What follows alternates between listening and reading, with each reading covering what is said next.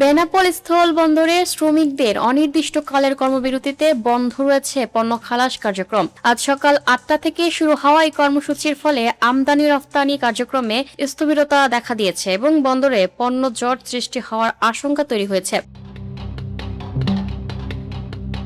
শ্রমিক নেতারা জানান, ন্যায্য মজুরি, নিরাপদ কর্মপরিবেশ এবং ঠিকাদার প্রতিষ্ঠানের সঙ্গে আনুষ্ঠানিক সমঝোতার দাবিতে তারা কর্মবিরতিতে নেমেছেন। দাবি পূরণ না হওয়া পর্যন্ত কর্মসূচি চলবে বলেও ঘোষণা দেন তারা। এদিকে ব্যবসায়ী ও সংশ্লিষ্টরা বলছেন, কর্মবিরতি দীর্ঘস্থায়ী হলে পচনশীল পণ্য ও শিল্প কারখানার কাঁচামাল সরবরাহ ব্যাহত হতে পারে। একই সঙ্গে সরকারের রাজস্ব আহরণেও নেতিবাচক প্রভাব পড়ার আশঙ্কা রয়েছে। বেনাপোল বন্দরের পরিচালক জানিয়েছেন, শ্রমিকদের দাবিপত্র বাংলাদেশ স্থল বন্দর কর্তৃপক্ষের চেয়ারম্যানের কাছে পাঠানো হয়েছে এবং আলোচনার মাধ্যমে দ্রুত সমস্যার সমাধানের চেষ্টা চলছে। Lucky Akter, up to date news, Dhaka.